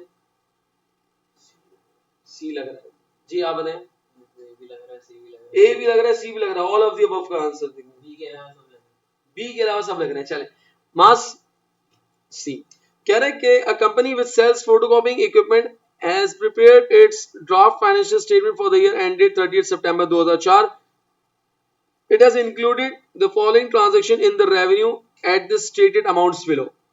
कह रहे हैं कि चार तरह की रेवेन्यूज से रिकॉर्ड कर लिए, ये रेवेन्यू रिकॉर्ड कर लिए। तो सर हमें करना क्या है, which of these would be included in revenue, कह रहे हैं कि इनमें से वाकई में कौन सी करेक्ट रेवेन्यू रिकॉर्ड की है, यानी कि 3 रेवेन्यूज गलत रिकॉर्ड की हुई है, करेक्ट वाली आइडेंटिफाई करनी है। ए से स्टार्ट करते हैं, कह रहे हैं एजेंसी सेल्स। एजेंसी सेल्स का मतलब ये है कि हमने किसी और के ब्याह पे माल बेचा है, $250 on which Repro is entitled to. कह रहा है कि एजेंसी सेल्स को हमने रेवेन्यू रिकॉर्ड कर लिया है। सर ये कहां लिखा हुआ है, अरे अंधों और अंधियों, सॉरी लिखा हुआ है ना इसके अंदर के included in the transaction in the revenue, ये $2.5 लाख रेवेन्यू में रिकॉर्ड हो चुके हैं। क्या ये $2.5 लाख रिकॉर्ड होने चाहिए थे, क्या रिकॉर्ड होना चाहिए था इसका कमीशन। तो इट मींस दादा ये आपने गलत रेवेन्यू रिकॉर्ड कर लिया, माजरत के साथ बुरा मत मानिएगा लेकिन गलत रिकॉर्ड कर लिया। बी देखते हैं, क्योंकि भाई को बी भी लग रहा था, बी नहीं लग रहा था, अच्छा बी नहीं लग रहा था। कह रहा है sales proceed of $20,000 for motor vehicle no longer required. यार ये गेन ऑन डिस्पोजल है, क्या है ये, हाँ ये गेन ऑन, ये आपके पास यहाँ पर जो है वो रेवेन्यू के अंदर रिकॉग्नाइज नहीं होगा, ये सेल्स प्रोसीड है। क्या है ये, कैश रिसीव भाई है, बल्कि गेन ऑन डिस्पोजल भी नहीं है, कैश रिसीव्ड है। क्या है ये भाई, जो कैश रिसीव होता है वो आपके गेन ऑन डिस्पोजल में थोड़ी आता है, वो रेवेन्यू अदर इनकम में भी नहीं आता। भाई फॉर एग्जाम्पल मैंने एक एसेट $20,000 का बेचा है, कितने का बेचा है? तो $20,000 से cash debit, it's not an income. Revenue तो दूर दूर तक नहीं है, इनकम भी नहीं है ये, अदर इनकम में भी नहीं आएगा ये। यहां तक क्लियर है इसके अंदर? तो ये ऑप्शन भी गलत हो गया। सी, सेल्स आपने रिकॉर्ड की है 1,50,000, कितने की रिकॉर्ड की है? ठीक है। The amount invoice to and receive from the customer was 1,80,000, यानी कि कस्टमर को कितना अमाउंट इनवॉइस किया हमने? 1,80,000, विच इंक्लूड्स 30,000, कह रहा है 30,000, यानी कि टोटल अमाउंट जो मैं रिसीव है 1,80,000 रिकॉर्ड हुआ है, लेकिन आपके भाई ने रेवेन्यू कितना रिकॉग्नाइज किया है? 1,50,000। आगे क्या कह रहा है? विच इंक्लूड्स 30,000, हाँ 30,000 का क्या, ये तो बताओ। कह रहा है for on going servicing work to be done by Repro over the next 2 years। 30,000 वो अमाउंट है जो ले तो लिए, लेकिन अभी हम इसकी सर्विसेज अगले 2 साल में प्रोवाइड करेंगे। क्या ये रेवेन्यू रिकॉग्नाइज होनी चाहिए? $30,000 रेवेन्यू रिकॉग्नाइज होनी चाहिए? नहीं। क्या इसने रिकॉग्नाइज की है? नहीं। इसका मतलब क्या इसने सही ट्रीटमेंट की है? Yes. This 1,50,000 should have been recorded as a sales. Remaining 30,000 is a liability. क्या है वो आपके पास? उसको आप deferred income कह सकते हैं। क्या कह सकते हैं आप इसको? Unearned भी कह सकते हैं। क्या कह सकते हैं इसको हम? Unearned। क्या मेरी बात समझ में आ रही है? क्या कंफ्यूजन है बोले? क्लियर है आदर? डी, डी भी देखिए, भाई को डी भी लग रहा था। कह रहे हैं 2 लाख की सेल्स रिकॉर्ड की, कितने की रिकॉर्ड की? चलो आगे देखते हैं। 1 अक्टूबर पे, कब? To a customer who has stated they hope to be able to pay in full before the end of 2005। अबे 1 अक्टूबर 2003 को तूने माल बेचा है 2 लाख का, कितने का माल बेचा है? पेमेंट कब रिसीव करेगा? पेमेंट कब रिसीव करेगा? 2000। क्या गड़बड़ है इसमें? हाँ, करेगा भी नहीं करेगा? और कोई problem? Excellent, it's a financing arrangement. भाई 1.5 साल बाद तुझे पैसे मिलेंगे, कब मिलेंगे? किस अमाउंट पे रिकॉर्ड होना चाहिए? Present value. किस अमाउंट पे रिकॉर्ड होना चाहिए? ये रेवेन्यू उसने 2 लाख पे रिकॉर्ड गलत किए, करनी थी तो किस पे रिकॉर्ड करता है? किस पे रिकॉर्ड करता? Present value. क्या मेरी बात सुन में आ रही है? यहां तक क्लियर है इसके अंदर? चलें, ये थ्योरेटिकल क्वेश्चन है, करें जरा ट्राई।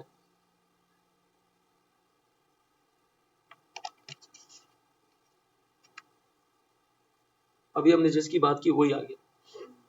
अक्सर ऐसा होता है, जिसका तस्करा कर रहे होते हैं तो वही आ जाता है।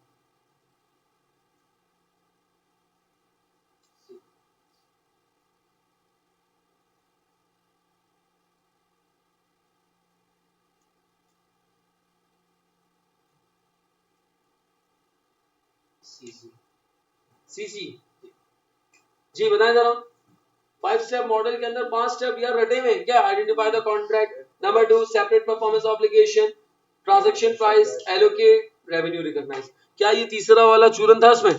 नहीं। तो इसका मतलब ये आपके 5 स्टेप मॉडल का पार्ट अरे नहीं, सॉरी सॉरी सॉरी, दूसरा करा दो। यहाँ पर क्या कह रहा है इसके अंदर? यहाँ पे क्या कह रहा है इसके अंदर? Adjust in time value of money. Time value of money के अंदर कब एडजस्ट करेंगे? कब एडजस्ट करेंगे? अगर 1 साल से ज्यादा का क्रेडिट पीरियड हो तो उस पर करेंगे। चले 8 वाला करें जरा। बिल्कुल, यानी कि आपके पास ये जो पॉइंट है ये 5 स्टेप मॉडल के अंदर इंक्लूड नहीं था, तो this will not be the part of 5 step model. यहां तक क्लियर है इसके अंदर?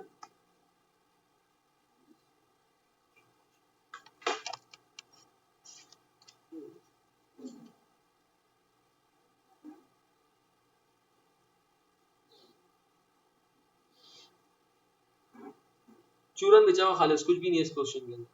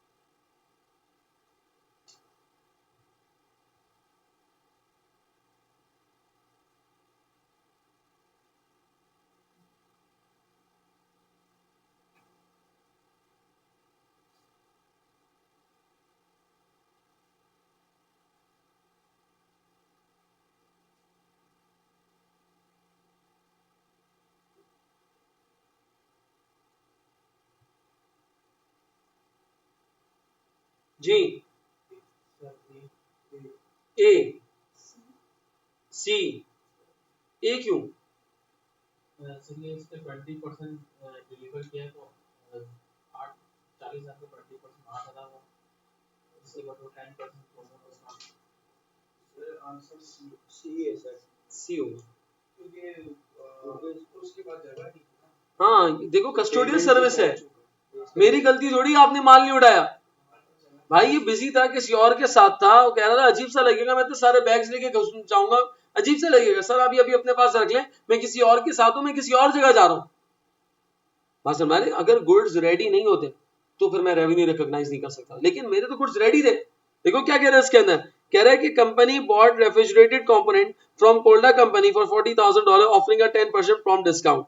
कह रहा है does not have sufficient cold storage space to store the components and so Colda company has agreed not to deliver them until required. आपके पास जगह नहीं है, मैं आपको बाद में डिलीवर कर दूंगा। क्या कह रहे हैं, कोल्डा कंपनी स्टोर्स पता नहीं क्या है goods separately in its warehouse and these are available for immediate delivery. जब आप बोलेंगे मैं आपको डिलीवर कर दूंगा। यहाँ पर सेपरेट परफॉर्मेंस ऑब्लिगेशन, इसको हम कहते हैं कस्टोडियल सर्विस। क्या कहते हैं इसको हम? अब उसमें से 20% माल मैंने डिलीवर कर दिया, 20% माल मैंने क्या कर दिया है, और जो बाकी पड़ा हुआ है वो मेरी वजह से नहीं पड़ा हुआ, कस्टमर की रिक्वेस्ट से पड़ा हुआ है। क्या मेरी बात समझ में आ रही है? तो 40,000 के ऊपर कितना परसेंट डिस्काउंट मिलेगा? इसका मतलब कितना परसेंट रेवेन्यू रिकॉग्नाइज होगा, यानी कि शाबाश। क्या मेरी बात समझ में आ रही है? यहां तक क्लियर है? इसके अंदर छोटा सा क्वेश्चन है।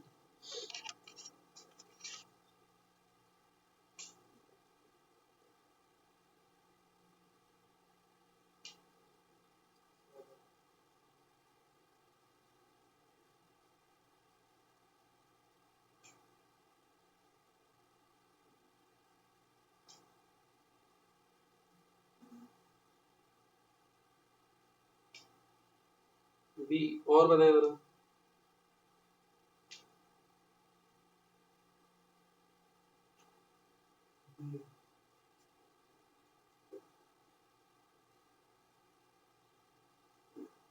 जी बताएं जरा। बी फाइनेंशियल लायबिलिटी, क्यों? रीपर्चेज वाला है, ऐसे है ना, रीपर्चेज वाला क्या था कि if the repurchase price is greater than what, original selling price, then it's a financial transaction, it's a loan transaction. क्या मेरी बात समझ में आ रही है? यहां तक क्लियर है इसके अंदर? तो ऑप्शन बी फॉर बॉल। चले अच्छा, ये वाला बिल्कुल सीधा साधा, जल्दी से बता देना, शाबाश। कंस्ट्रक्शन कॉन्ट्रैक्ट से रिलेटेड है। फाइनेंशियल पोजीशन के अंदर बताना है, फाइनेंशियल पोजीशन के अंदर क्या बताना है आपने, कॉन्ट्रैक्ट एसेट, और कॉन्ट्रैक्ट एसेट को कैलकुलेट करने का फॉर्मूला क्या है? कॉन्ट्रैक्ट एसेट को कैलकुलेट करने का फॉर्मूला क्या है?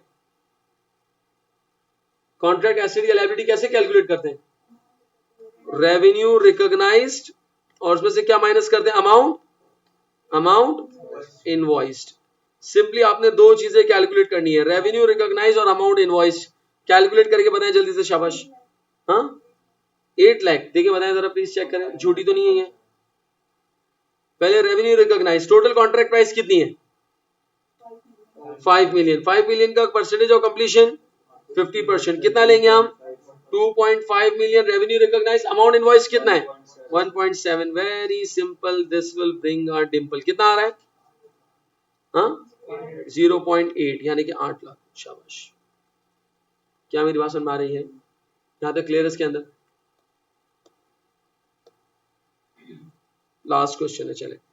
अच्छा ये क्वेश्चन मैं कराता हूं, ये ट्रांजैक्शन प्राइस वाला क्वेश्चन है। कह रहा है कि company sales gas boiler for 1400 each.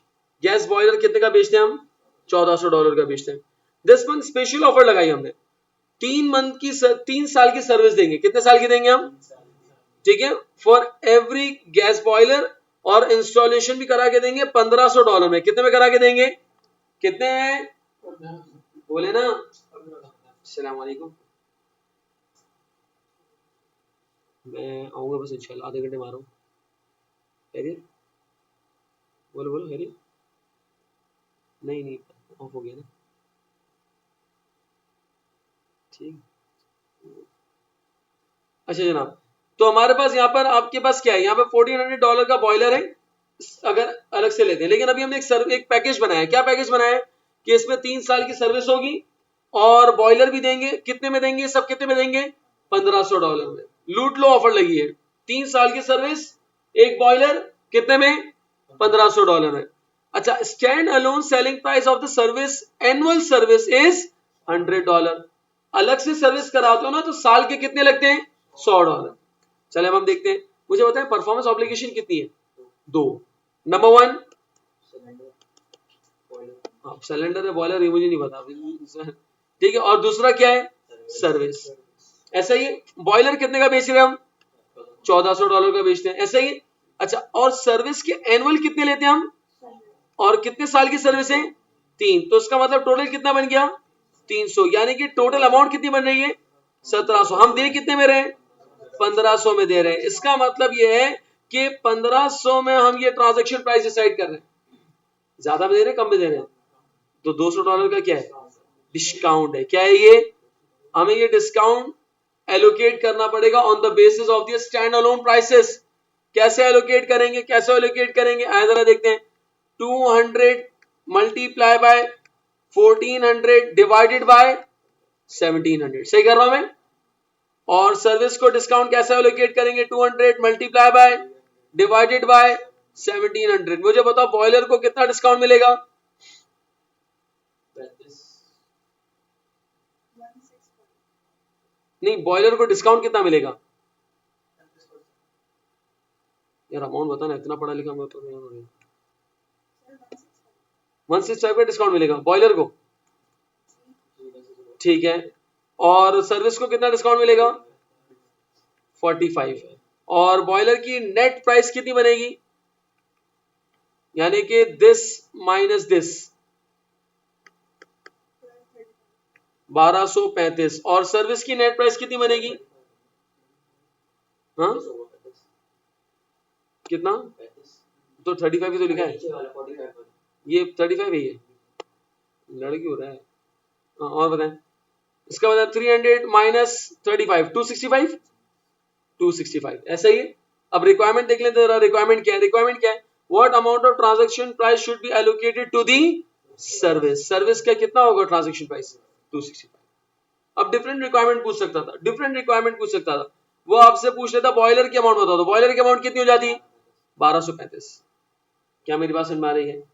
Total amount अगर पूछता तो कितनी हो जाएगी, नेट प्राइस कितनी हो जाएगी, नेट प्राइस कितनी हो जाएगी, 1500। डिस्काउंट पूछता तो डिस्काउंट बता देता, जो भी आपसे पूछेगा तो वो हम वापस के अंदर कैलकुलेट कर सकते हैं। क्या ये बात समझ में आ रही है जी, यहाँ तक क्लियर है इसके अंदर। अच्छा अच्छा,